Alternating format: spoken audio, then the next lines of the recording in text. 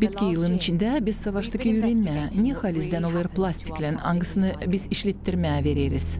Araştırmaklar getirdiler bizi bu yere, angısı Bulgariyan baş kasabasından 20 kilometre uzak bulunur.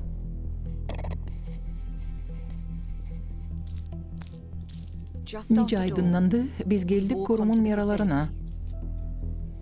Burada biz bulduk mallar çin kapları, angılarını kullanıcılara dini yapırlar en büyük kurumlar dünyada. Nestle, PepsiCo, Mars. Onlar adadılar işlettirmeye bu plastiği ama biz bulduk onu burada. Ondan sonra nice o yaptı 3000 kilometrelik yolu Avrupa'nın bir ucundan öbürüne kadar. Da biz belli onu niyetlenmirler işlettirmeye ama yakma isterler. Biz bu filmde göstereceğiz dünya kap endüstriyasının kirli, zehirli hem saklı taraflarını. Bu mallarla problema çıkarsaydı onlar sizin lisenziyanızı alacaklar. Bu şüpheli bir biznes. İsterseniz işleme bu uğurda sıra gelecek ödeme. Biz açtık bir büyük saklı işi de onu çıkardık. Hani plastiği gömerler ya da yakırlar. Kontrabanda gibi geçirirler hem gübürle atırlar. Bunları hiç yok nice işlettirmeye. Niçin o zaman bizi savaşırlar inandırma, hani plastiğin yeniden işlettirmesi faydalı, aslısı uymarsızdı bu laflarla. Bununla onlar milyarlarla dolar kazanırlar.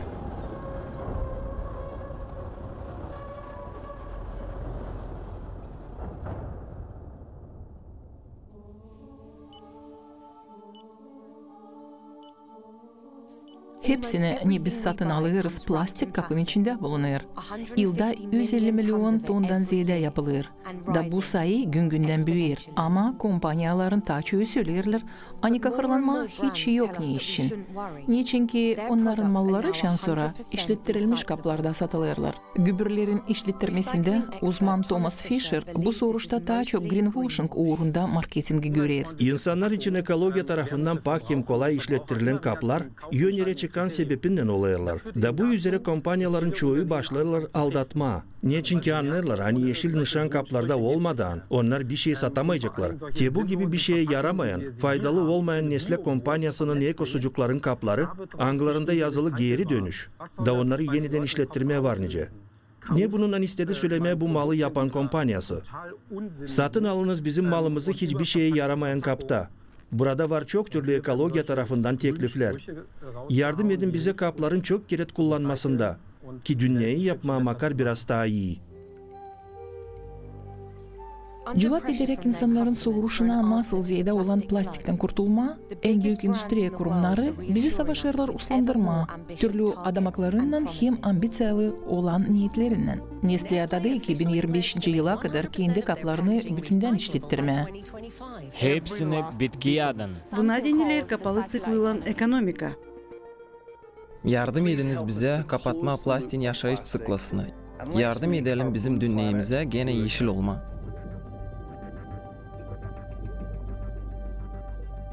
Ama buradan ise uymuyor. Bakmayarak ona, hani daha çok işlettirilmiş kap peydalanır, süpermarketlerde yok nasıl bulma makar birisine angısı yapılı yeniden işlettirilmiş materyallardan. Bu işi değerinden anlamadığını lazım 30 yıla geri dönme. Açan peydalandığı ideya işlettirmeye gübürleri. 1990'cı yılların çekitmesinde açan kahve devletler karşılaştılar gübür öykütmesinde problemasından gübürlükler taşardılar. Bununla lazımdı bir şey yapma. O zaman Almanya'da yeni nişan sisteması peydalandı. Türlü malların kaplarında geri dönüş nişanını koyardılar. Biz belli bu iş ekolojiyle bağlıydı. Biz lazım bir şey yapalım tabiatın koruması için. Bu işin niyetiydi, kurma kapalı tsiklalı ekonomikasını. Bu takım boş kapları var nice tabir sıra işlettirme. Başka devletlerde de bu iş geliştirildi. Bu yeşil nokta. Bu yeşil nişan. Çekittirildi büyük kompanya. Biz gireriz gübürlerin hem ekolojiyanın kirletmesinde görüşmenin yeni dönümüne. Çoğu batı devletlerin yaşayanları kabul ettiler teklifi ayırma gübürleri başka konteynerlara. Ki olsun kolaylık plastik kağıdı hem demiri işlettirme gene. Kap yeniden işletilsin varınca. Makulaturanın 1 metreye kadar tepesi o bir kurtarılmış fidan. Ama bu yeni infrastruktura için öderdik biz kendimiz. Kimi devletlerde vergi gibi, başkalarında da bu harcamaklar malın pahasına girerdiler.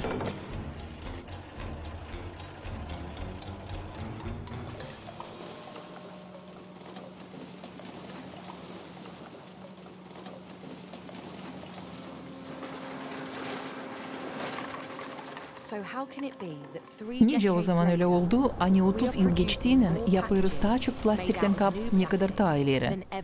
Bunu anlamak için biz dolaştık dünyanın en büyük gübrelerin ayrılmasında kurumların birisine.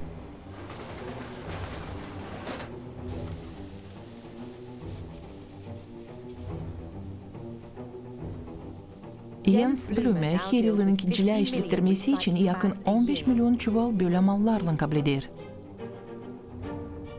Onun kompanyası Almanya'dan getirilen milyonlarca euro eden zamandaş teknikayla donatılı. Bu bizim ilk elemek makinamız. Buradan hepsi materyaller geçerler. Görersiniz, orada türlü büyüklükte delikler var.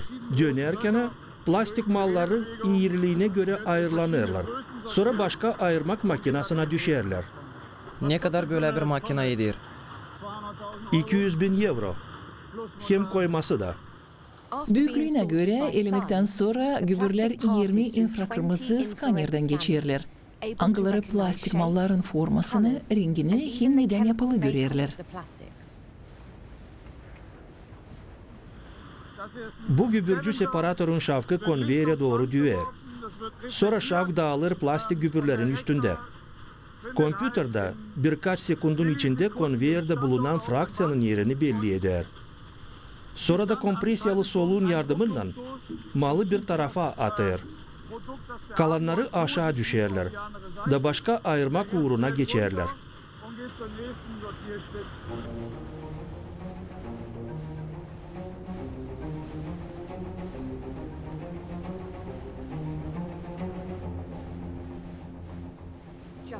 Salt 15 minutun içinde 14 ayrılmış fraksiya çıkıyor. Demir, kağıt hem türlü plastik soyuları.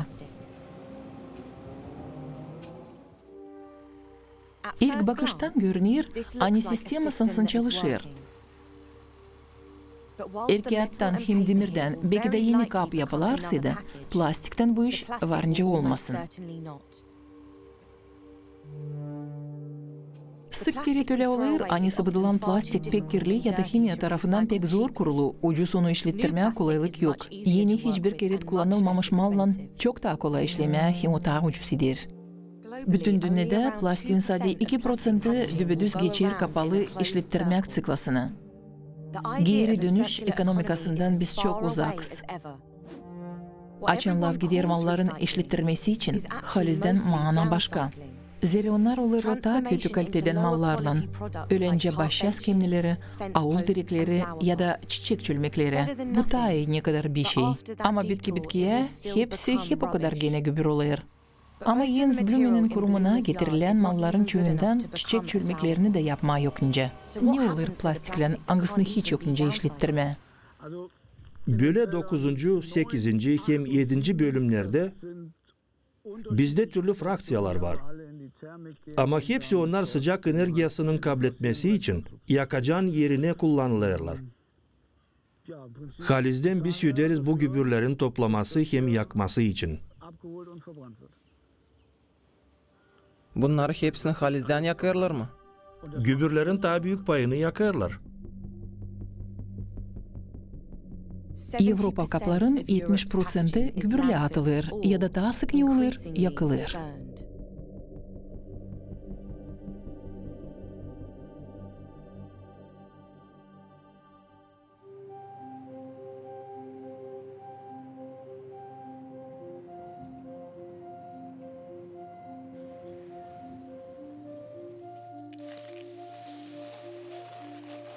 Kopenhagen kenarında bulunur kayaklarda gezmesi için bayır. Hangisinin projektini yaptı Danya'nın anılmış arhitektörü Björke Engels. Ama biz geldik burayı anlama. Niye bulunur yapılmış bayırın altında?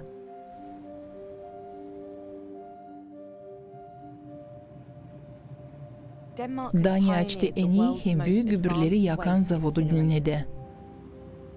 Bu elektrostansiyada angısın pahası yarım milyard euro kurur. Her yıl yakın 400 bin ton gübür yakılır. Buraya bütünler Avrupa'dan gübürleri getirirler. Jakob Simonsen bu kurumda öndürücülük eder. Da kasabada 150 bin eve elektroenerjiyi verir. Plastiği belki de değil kolay işlettirme ama o isle yanır.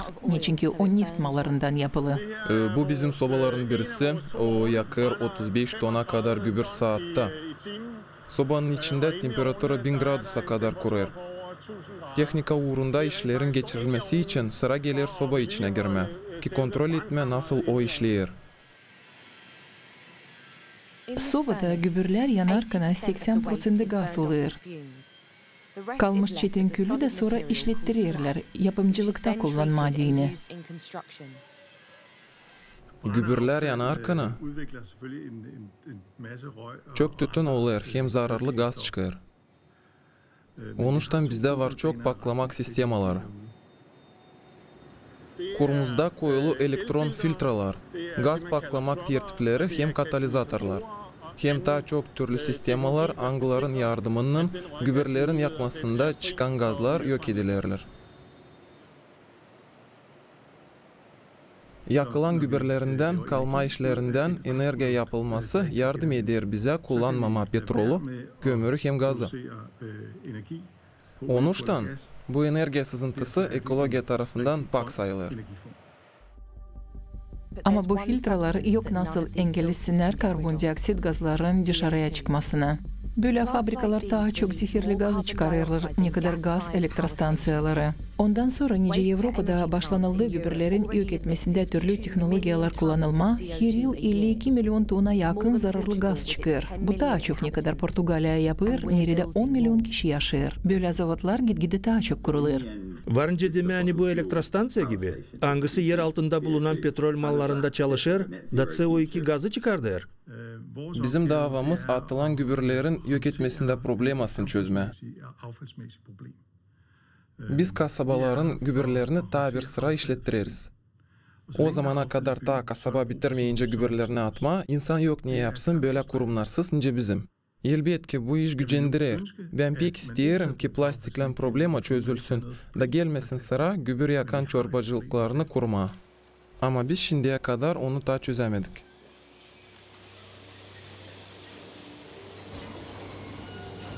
Kapların yapmasında kurumlar söylüyorlar. Hani plastik gübürleri iyi bir materyal ama bu değil öyle. Bu problema angısını biz lazım yok edelim. 20 yılın süresinde batı tarafta kolay çıkış vardı. Her yıl Kitay'a getirirlerdi milyonla ton plastik.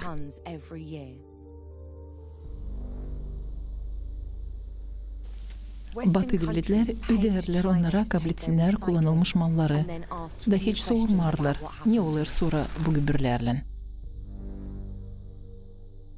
Ama 2018 yılda hepsi değişti. Kitay zorca kendi içindeki plastik gübürlerinden bağlı soruşu kolaylardı. Da başka devletlerden gübürlerin getirilmesini artık yasak etti. Avrupa hem Poyraz Amerika'ya sıra geldi arama yeni kolaylıkları plastik bayırlarından kurtulması için. Çözümü bulmak ona karşı schema yardım etti. Anlamadığını nasıl bu uğurda kara panayır çalışır, biz saklı araştırmaları geçirdik.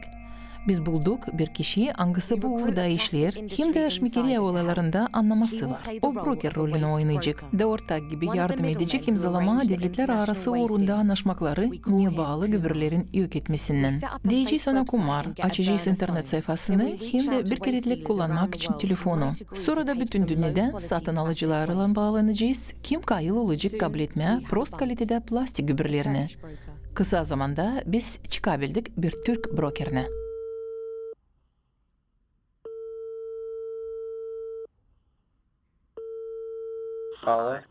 Selam, benim adım Kumar. Ben ararım plastik işlettirmesinde kompanyasını. Şimdiye kadar hiç yoktur yolladıydım malları Türkiye devletine. İsle anladım Kumar. Var mı nice kabul ederseniz karışık hem kirli plastik gübürlerini? Diyelim türlü plastik kaplamak materyallarını. Hepsi gübürleri mi? Siz bilirsiniz mi? Ani karışık plastiği yok nice Türkiye'ye getirme. Bakmayarak böyle yasak etmelere, broker bilir nice var nasıl geçirmeye sınır aşırı malları Türkiye devletine gümrük hizmetçileri bunu duymasınlar diyini. Var nice saklama plastik gübürlerini yük taşıyan konteynerin içinde muşama gibi plastiğin altında. Hangısını geçirmeye var nice. Sizde var mı muşama plastiği? Koyma onu konteyner içine daha yakın kapıya. Yakın kapıya? Öyle onlar görmesin hani burada var türlü plastik gübürleri. Ama onların gözlerine ilişsin sadece muşama plastiği. İsla, öyle de yapacağız.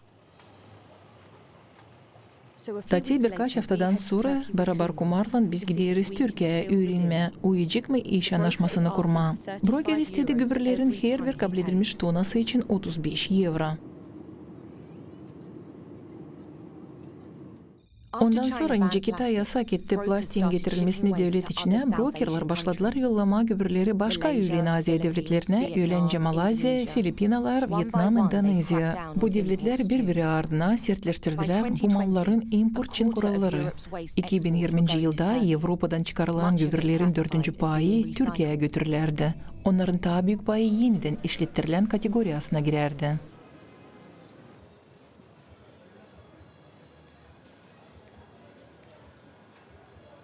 Brokerlanda buluşmadığının bir istedik anlama, halizden mi getirilen plastik ince lazım işlettirilir. Anlaştık buluşma bilimciyle hem aktivistlerin hangisi gözledi Türkiye'de izinsiz pedalanan gübür poligonlarını. Onun adı Sedat Gündoğdu. Burada bulunan en büyük gübürlüklerin birisi. Burada insanlar paraplanlarda uçarlar. Burayı gelirler turistler. Onun yanında da bir büyük gübürlük bulunuyor. Belli hani bu sıradaki şmekeriye scheması. Sedat hep öyle toplar haberleri o yerler için nerede kanona karşı plastik yakılır. Bitki yılların içinde problemi daha büyük oldu.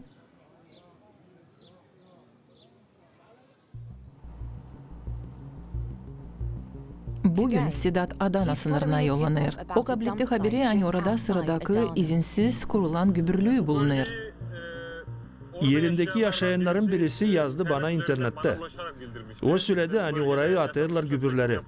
Sık kere orada yangınlar da oluyorlar. Tütünün beterini yok nasıl pencereleri açma.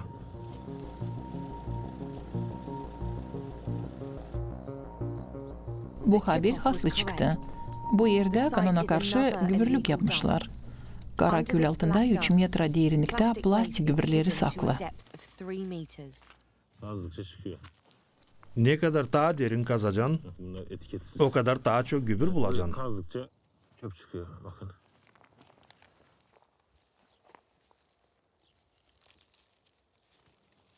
De bakın, Almanya'dan. Bu da Büyük Britanya'dan ya da İrlanda'dan. Daha doğrusunu söyleyemeyeceğim. Olabilir. Yazılı hani Lidl dükkanından. Geri dönüş yazılı. Şimdi geri dönüş. Görersiniz. Çok acayip. Burada binlerle bile plastik hem muşama kapları yuvarlanırlar. Her birinde de yazılı geri dönüş. Hepsini işlettirmeye var nice. Her yerde de var nişan yeşil oklarla. Green dot yeşil noktası. Bu hali şmekeriyalı kişi. Daha çok plastik kullanalım diyeni.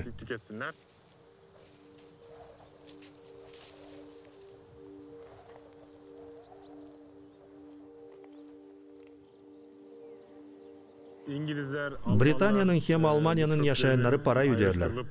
Gübürlerin birbirinden ayırması için, hem onların çıkarması, işlettirmesi hem yok etmesi için. Ama bu sadece teoriyada işler. Halizdense hepsi tersine.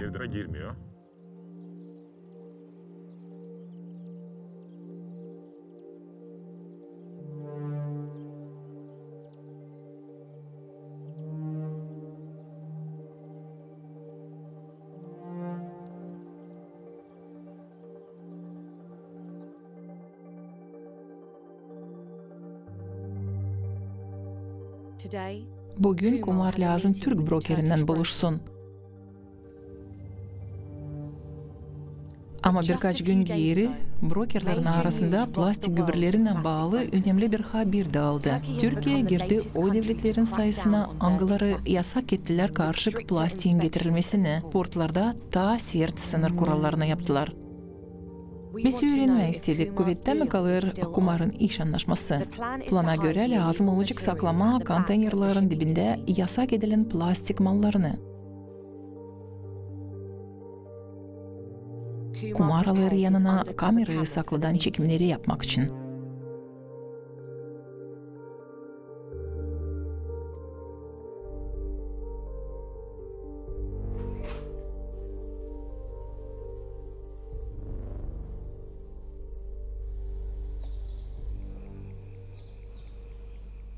Zamanlarsınız, ben Kumar. Sevindim tanışmamıza. Ben de. Oturalım burada. Nice sizin işleriniz? Sağ olun, sizler. Malların ta çoğu bende tebile. Hepsi İslami. Bilirsiniz, Tyler biz bunu vardınca yapalım. Ama şimdi bu çok korkulu. Bu malları sınır polisiyası kıstırarsa import için lisenziyanızı alacak. Büyük risk var. Ama siz söylediniz hani varınca çıkışı bul bana. Doğru mu? Tyler biz vardınca saklayalım karışık gübürleri muşama plastiğin altında. Ama birkaç hafta geri buraya 20 konteyner geldi. İllerden onların içindeliğini kontrol etmezdiler. Ama bu sefer devirdiler hepsini yere de kontrol ettiler dübüdüz konteynerleri, sonra da hepsini geri yüklettiler. Bu halizden büyük bir problema. Doğru. Şimdi yok ne kolay yapma, yapamayacağız bir şey. Ben anladım. Siz nasıl düşünürsünüz? Nereye sanki malları yollayacaklar? Türkiye onları almarsaydı? Belki Bulgarya'ya ya da başka bir yana. Anladım. O zamandan beri nice Kitay bu uğurda yolları kapadı, Bulgarya devleti gübürleri Batı Avrupa'dan kabul etmeye çekitti. Avrupa Birliği içinde plastik gübürlerine importu kanuna karşı sayılmıyor. Ama sert kurallara göre kontrol edilir. Hesaba alarak kullanılan plastik malların kalitesini hem de onun ök edilmesinde kolaylıklarını. Ama değil belli. Kara panayırlarından bu kurallar halizden yapılır mı? Biz anlaştık buluşma plastik gübürlerinde Bulgar brokerinden. Varınca anladayım. Neyle biz zanaatlanırız. Biz toplarız plastik gübürleri, hem satarız onları. O mallar anglarını yokunca işlettirme, sement zavoduna yollarız. Angısından beraber çalışırız. Broker adadı, aynı yardım edecek yollama malları sement zavoduna nerede onları yakacak gibi kullanacaklar. Da biz değil lazım kahırlanalım import işleri için. Niçinki yerindeki kuvvetlerden o anlaşacak. Korrupsiya uğru Bulgarya'da büyük. Ama en pek bu bizneste. Bu uğurda çok kuşku olma lazım. İsterseydiniz çalışma bu sferada, lazım olacak ekologiya korumasında inspektörün eline para vermeye. Neyi de ben yaparım. Ekologiya korumasında ministerliğine ödeme? Öyle. Yer isterseydiniz sizi rahata bıraksınlar, lazım onlara ödeme. Onlar kendileri haberleyecekler. Açan sıradaki kontrol etmekle gelecekler. Hem problemler sınırlarda olarsaydı. Bunun için de öderim. Broker teklif etti bizi kendi obyektine. Açan gübürlerin importu için size izin lazım olacak. Hazır olunu sonra, hani bu çok vakit sürtecek. Bürokratya pek köstekler. Ama benim bağlantılarımla daha kolay olacak. Nice söyledim, bilerken lazımlı insanları iş daha hızlı hem kolay gidecek. Bu sizin kompanyanız mı? Benim. Burada vardı sadece bir gübür işlettirmesinde küçük eski tertip. Hangisi işlemezdi açan biz geldik. Belliydi, hani onu çoktan kullanmadılar. Nereden hepsi bu maşinalar? Kitay'dan. Kitay'dan mı? Siz söylediydiniz, ani neyi yokunca işlettirme, ayırmaktan sonra doğru sement zavoduna gider. Da yüklederiz hepsini oraya getirmeye.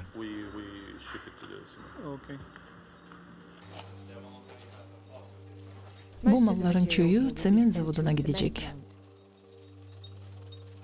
Sement endüstriyası dünyada en kirli yapımcılık bölümü. Ona gelir dünyada atılan gübürlerin 8%. Bizim plastik kaplarımız pek isle yakacak sement zavodları için. Onlara daha para da öderler gübürlerin yakması için. Bunun için bu bölüm bütün dünyada kömür yerine yakacak gibi plastiği kullanır.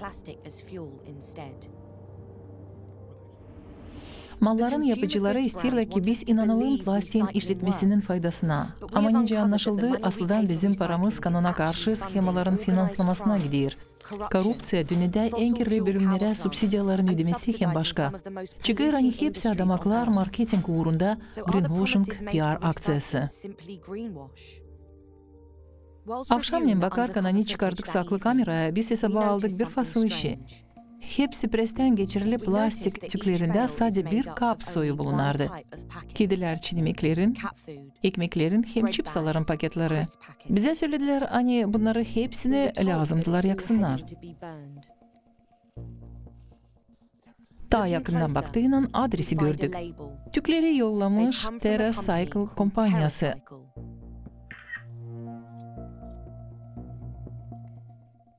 Ama daha bir ad biz bulduk. Alison Harding, Britanya'nın Shaftesbury kasabasından.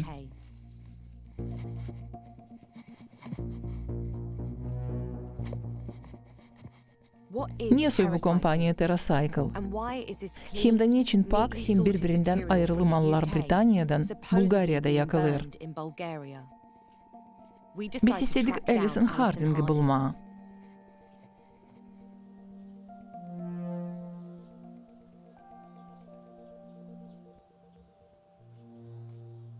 Ben Shaftesbury kasabasında gübre toplaması için cevap ederim. Benim avlum içinde bulunur Shaftesbury toplamak punktu. Ben teklif ederim yaşayanlar buraya gelsinler dağıtsınlar gübreleri ayrı ayrı konteynerlara.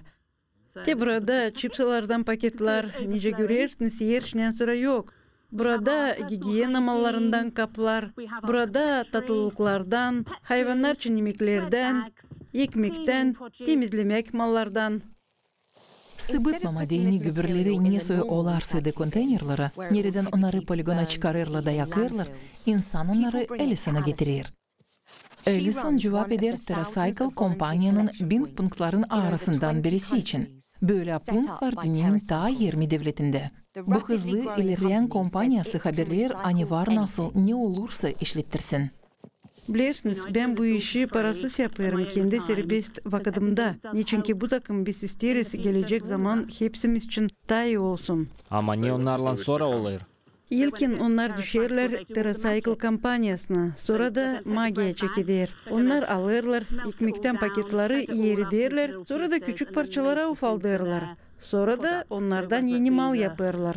Gülence sabunluk, len ya da tabla. TerraCycle kompanyasının programalarına türlü sponsorlar para verirler. Da onların var hakları koyma kendi logosunu malların kaplarına. Ama ne soysaklı istoriya var bu güzel organizasyon çalışmasında. TerraCycle kompanyanın genel başı Tom Saki. Bu yeni lav gübür işlettirmesinde. TerraCycle kompanyasını Tom Saki kurdu. Angsa Princeton Üniversitesi'ni başardı. Mass medyalar bu kompanyadan sensasyon yaptılar. Bizim niyetimiz kurtulma gübür lafından.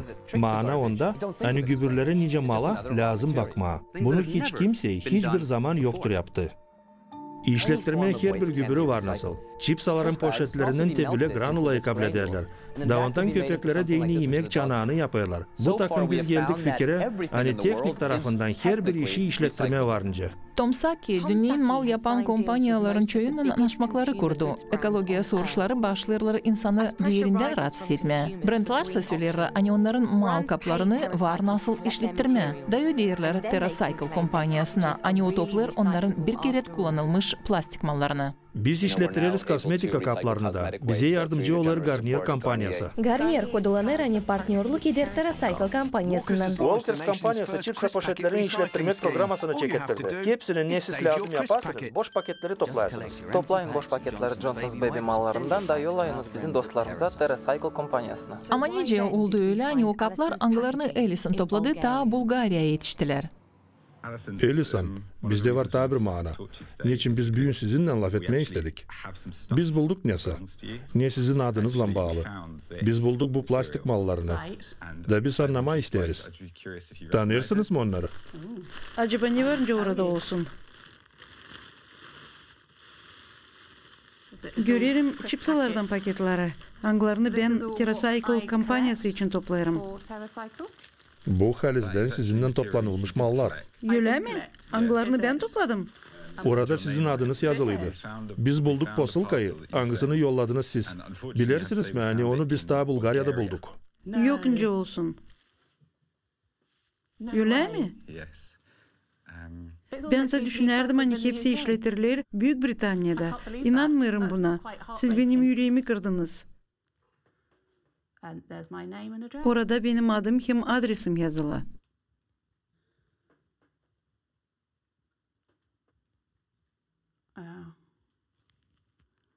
Benimkilerin birisi çipsalardan. Bakınız bu benim yazışım. Yazılı hani paketler çipsalardan. Korobkada 5 kilo 250 gram. İnanmıyorum. Hani bu kampanya Birleşmiş Milletler nasıl yapsın?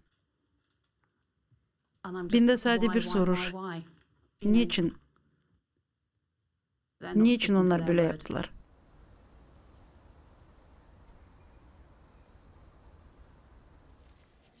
Tom Saki sık presiyle konuşur. Biz anlaştık interview için. Biz hazırız. Ben lazım bunu imzalayayım. İsla.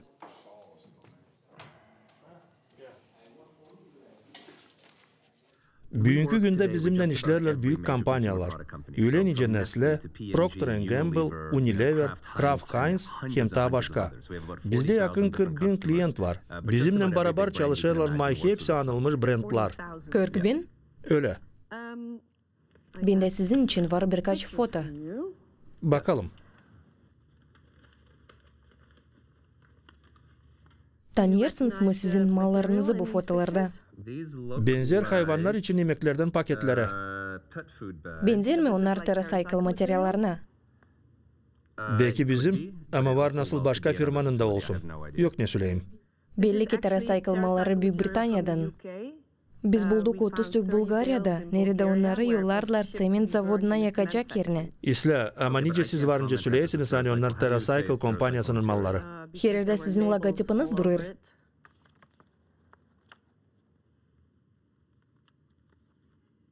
Fasıl. Bunu hepsini lazım araştırma. Hiç anlamıyorum ne soy bu fotolar hem nereden onlar. Elbette.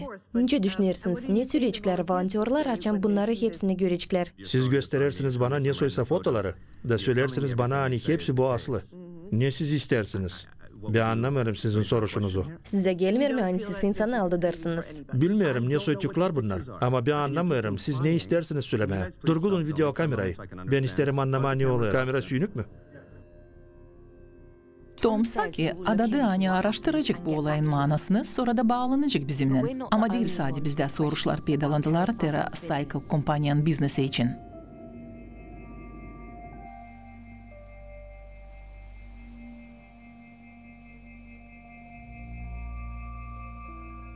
Jendale, Kaliforniya'dan cümle kurumun başı.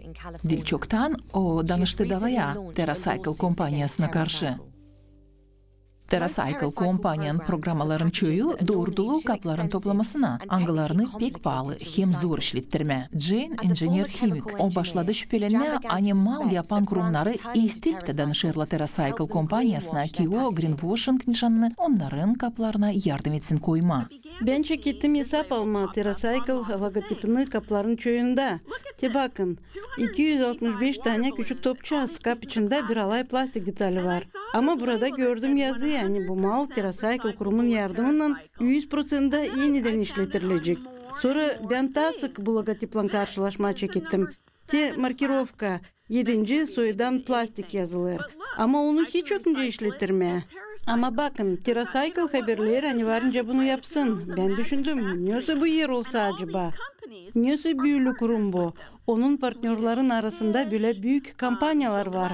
Burada Swedish Fish, Gillette, L'Oreal, Henkel, Schwarzkopf. Hem de bir kezaları. Bakın bir kezaları. Araştırdığının Jane hesap aldı hani gübür toplamasında anlaşmaların çoğunda vardı ki milimetler. Makarki brandlar var nasıl koysunlar. TerraCycle logotipini kendi hepsi kaplarına ama geri dönüşe hepsi plastik kaplarına yollamırlar. Halez'den kampanyalar yürüdüler gübürlerin salt küçük payın işletilmesi için. Değilme hepsi kaplar için onlar düşünmüyorlar. Ama hep o kadar onlar söylerler. Hani her bir plastik kabını kar prost düşünmüş olsa da varınca işletirme. Bu iş yardım eder onlara büyük paralara ekonomiye yapma. Eğer onlara sıra gelseydi değiştirme kapların dizaynasını bu niyetlere milyondan dolar lazımdı harcasınlar. Bunları hepsini kolay adama açan bir şey de lazım açıklama. Hem çakları göstermeye. Hani hepsi ödenmiş. Da ben düşündüm. Bu acaba kanuna göre mi? Ben sadece isterim mallara koyulan logotipler yalansız koyulsunlar. Bu üzere bağlandım bir yürüyüşle. Hangisi bu uğurda çalışır. Beraber kurduk petisyeyi hangisinde yazdık. Saygılı TerraCycle. Hem ta 8 kampanya uğru yazdık.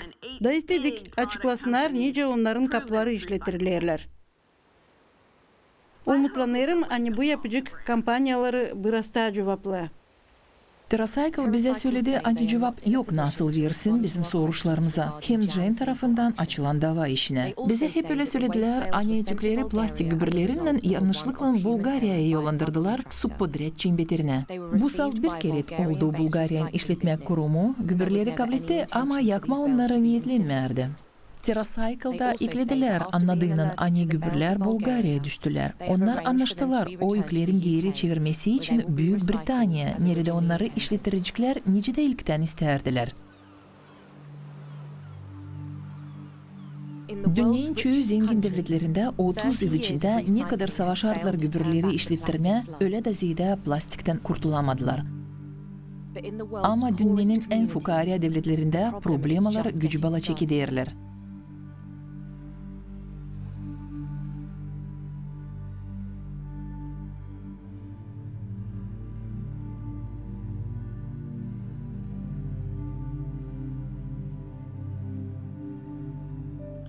Bu ağaçlarda olsaydı kolaylık duygularını gösterme, onlar sadece alıcıdılar. Toprağın üstünde bulunan ağaçların kökleri verirler onlara kolaylık solma. Ama şimdi onlar bunu yapamırlar. Niçin ki dost dolayısı plastik gübürlerinin dolu. Gördüm bir patride için ben daha küçüktüm. 5 yaşındaydım. Da bu yer orada değildi o kadar kirlenince şimdi. Yoktu bu kadar çok gübür. Kum da bembeyazdı.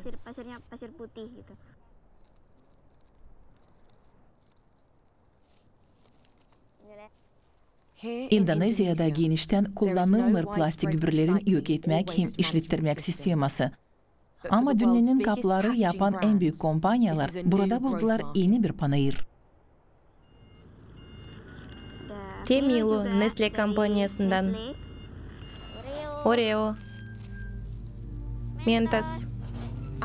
Sadece öyle volontörler nice savaşırlar toplama hepsi bu gübürleri ama onların kuvvetleri yetişmirler. Prognozlara göre 20 yıldan sonra dünyada plastik sayısı 2 o kadar büyüyecek.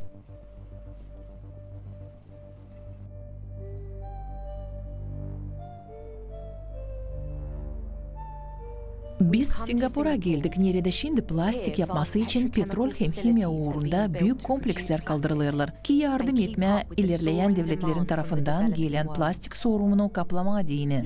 Ekspertlerin bakışlarına göre bütün dünyada plastiğin işlettirmesinde kurumların yeniletmesi için yakın 400 milyar dolar lazım. Da bu getirecek ona hani 20 yıldan sonra yapımcılık uğru büyüyecek 2 kerede. 2050. yılı için petrolün 20% gidecek plastiğin yapılmasına. Yer bu işi durgutmarsaydılar, bu yılların içinde ekologiyanın plastikle kirlenmesi 4 kerede büyüyecek.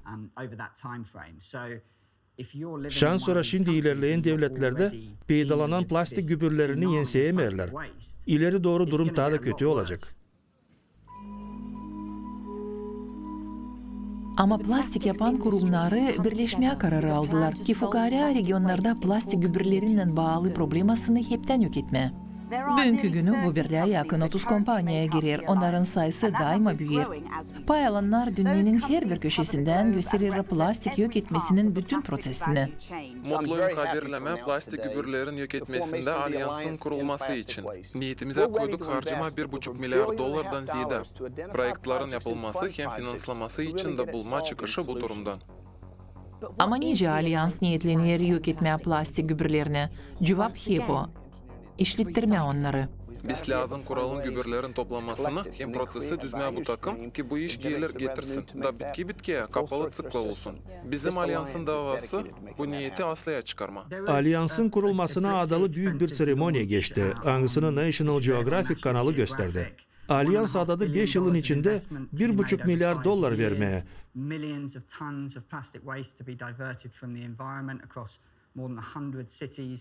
Bu en büyük kompanyaların Alyans tarafından göz boyamak adamakları. Zira benim araştırmalarım gösterdiler. Ani Alyansın adamakların hem halis işlerin arasında hiçbir de bağlantı yok. O projeler Angları için onlar söylerler. Sadece yerindeki küçük dükkanlara ilişkili. Ya da yülen nice Filipina'da plastiğin işlettirmesi plasalara ya da atılan gübürlerin arasında az sayıdan plastiğin toplanması. Lav gider probleminin bir küçücük bir payın çözülmesi için. Bununla beraber dünyanın en büyük kompanyaları söylerler. Hani durguda bilecekler bu krizisi.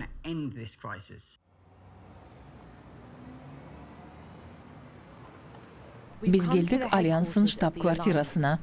Onların adamakları halis mi aslıya çıkacaklar? O sayede boşuna laflar. Siz daha tutunarsınız mı niyetinizden 5 yılın içinde milyonlarla ton plastiğin tabiata düşmesini durgutma? O sayede atıldınız bu niyetten. Belli ki birkaç milyon tona plastik gübürlerin yisiltmesi olur Alyans'ın çok yıllara en büyük niyetinden. Soruş. Sürtecek mi bu iş 5 yıl? O sayıda taziyede. Sanırım bunu lazım belli etme. Hem lav gider değilse de onun için plastik tabiata düşmesin deyini. Ama o olsun kapalı tıklalı ekonomikasının bir payından. Yer isterseydiniz sirküler ekonomikaya da yakın olma. Niçin o zaman petrol kompanyaları Angların çoğu alyansa girerler, söyleyerler. Ani plastiğin yapılması gelen 10 yılın içinde 2 kere de büyüyecek. Bu görünmüyor dünyanın geleceğinde nerede plastik kullanılacak gene hem gene anlarsınız? Affediniz hani keserim lafınızı. Bana kalsa biz sizin Taylık'tan anlaştık. Bana sansan öyle geldi. Hani biz laf ederiz değil onun için kim plastiğin kullanmasına kayıl ya da kim karşı buna durur. Ama karar için. Bu önemli bir soruş yersiz isterseniz kapalı tıklalı ekonomikayı kurma. Ama bunun beraber alyansa giren kompanyaların çoğu söyleyerler. Hani gelen yılların içinde daha da çok plastik niyetlenirler yapma. Bu işler birbirine uymuyor. Ben düşünüyorum acaba nice siz niyetlenirsiniz uymayan işleri uydurma. Plastiğin yapılması bitki yılların içinde sadece büyüdü. Göstererek içindeki mal yapılmasının uğrunu. Hem dünyada çoğu devletlerin sosyal-ekonomika bölümlerin ilerlemesini. Doğru, plastiğin yapılması büyüdü. Ama bu dolaştırmır kapalı tıklalı ekonomikasına. Biz savaşırız yüceltme işlettirilen plastiğin kalitesini. Yapma onu sirküler ekonomikanın bir payından. Ama bununla beraber yaşama hep öyle nicasını açtık şimdiye kadar.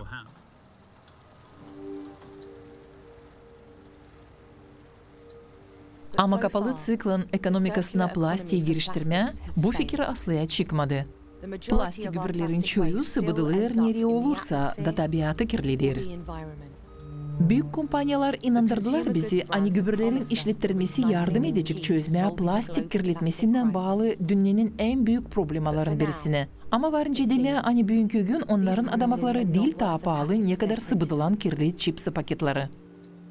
Plastiğin giriştirmesi kapalı tıklalı ekonomikasına varınca demeye halizden bir spektakl. Hangisini oynarlar bu mal yapıcıları ki ileriye doğru da yapma daha çok bir keretlik kullanılan plastik mallarını. Ama niçin? Niçin ki bununla onlar milyarlarla dolar kazanırlar. Niçin?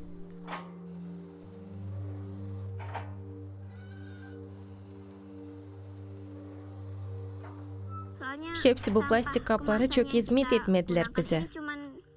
Biz kullandık onları sal birkaç minut ya da sekund. Ama açan biz onları sıvıdırız, düşüp tabiatta bu plastik gübürleri yüzlerle yıl orada kalırlar.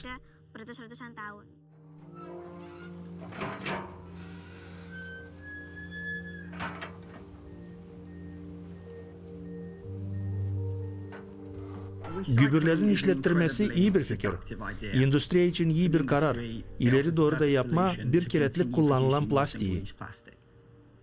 Kâr insanlar için de nice biz sizinle Bize gelir hani biz yardım ederiz. Koyarsın plastiği lazımlı konteynere, da sana derler. Hani problemayı bizim yerimize teknolojiyalar çözecekler. Yaşayınız öte doğru da nicesini açtınız. Bir şey değiştirmeye dil lazım. Ama ne soy paha bunun için ödenecek.